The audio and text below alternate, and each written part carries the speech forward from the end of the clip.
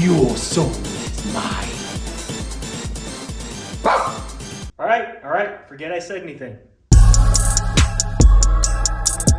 Hey yo, what's good? Well, man, hard to breathe in this thing. Welcome to The Gist, with me, Jared.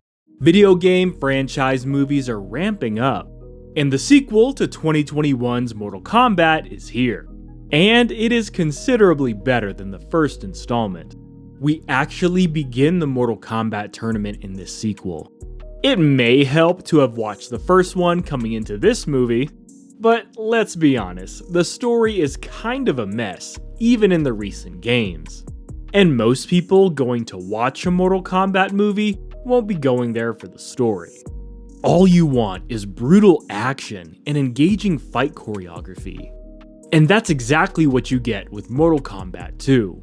That being said, there is enough backstory and flashbacks to the characters in this sequel to get an idea of what's going on.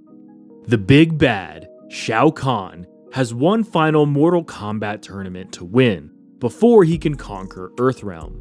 So it's up to Raiden's ragtag group of fighters to stop him. It's showtime. The story is incredibly thin in Mortal Kombat 2.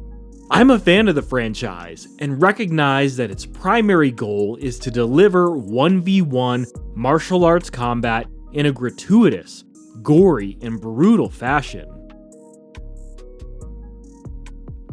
So the mechanics of realms, gods, conquering, and rules of engagement aren't really fleshed out in the two movies we've had so far. And that's pretty common to the other adaptations we've had as well. The Scorpion and Sub-Zero dynamic is often where the attempts to tell a compelling story go. 2021's Mortal Kombat started there, but then they introduced Cole Young. I like Louis Tan, but even I've gotta admit that having a descendant of Scorpion as your main protagonist is an idea that may sound good on paper, but was the wrong move for the movie. And then to compound that with a movie that's just basically the acquisition of the Earthrealm team, fighting the Outworld champions outside of an actual tournament, didn't help. As fun as the first movie was, there was plenty of room to improve. As mentioned earlier, this sequel begins the official 10th Mortal Kombat tournament between Earthrealm and Outworld. The movie has plenty of Easter eggs and references for fans of the games to enjoy. I really loved the shots, sequences, and sets that were representative of the games. And the gruesome combat was thoroughly entertaining. I honestly wish they had more. The acting is hit or miss in this sequel. Some of the cuts in between scenes were abrupt, lines of ADR were noticeable, and at times the dialogue itself was tough to understand. The movie does take a fair amount of time to get going, so pacing isn't the best.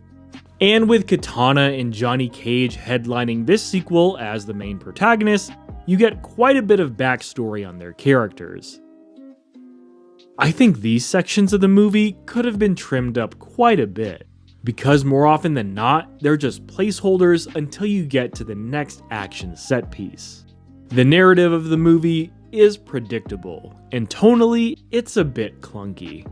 Because at times, it wants you to take it seriously, whether that be with the vengeance arc of Katana, Johnny's redemptive hero arc, or the times when the movie tries to establish the stakes of Earth being taken over by Outworld. They exist, but not entirely substantive. They also have a Shinnok plot element that for non-fans of the games and lore is a MacGuffin plot device. But as someone who is a fan and has familiarity with the games and lore, there is a real chance for things to get even crazier and more nonsensical. Especially because they set up a third movie, which I will definitely be at opening weekend. So you have these attempts to build out the world, the characters, and lay the groundwork for possible things to come. But then there's also times when the movie leans into the campiness hard. I had plenty of fun with the comedic elements of Johnny Cage and Kano. However, I don't think the movie does well at reconciling both the serious and the ridiculous elements of the story. There are attempts to endear the audience to several characters so that their big moments in the final act of the film have some impact, but they don't. Some of it's because how the world, or lack thereof, was set up from the first movie, but even if you were to treat this sequel as its own thing, the actual story and characters are shallow and superficial. So when you think about the objective qualities of the movie, its consistency, world building, the tightness of the narrative, the development of its characters, it's not very good. Has its strengths: solid casting, costuming, and true to the spirit of the game, especially from an action perspective. But it's an objectively poor movie. However, subjectively, I had a really fun time with it. It gets some credit for being an entertaining, faithful, and overall good adaptation of the games. Would have been great though if this movie was an enhancement from the source material, especially from a narrative perspective. And that's the gist for my spoiler-free thoughts on Mortal Kombat 2. A fun and brutal action movie. The fight sequences definitely deliver, whereas the story is basic and has its problems. I think fans of the games will have a good time with the sequel. It's a significant step up from the first movie. I'd give Mortal Kombat 2 a solid recommendation to check out when you get the chance. If you've seen the movie, hit me up and let me know what you thought about it in the comments down below. Otherwise, I'll catch you next time on The Gist.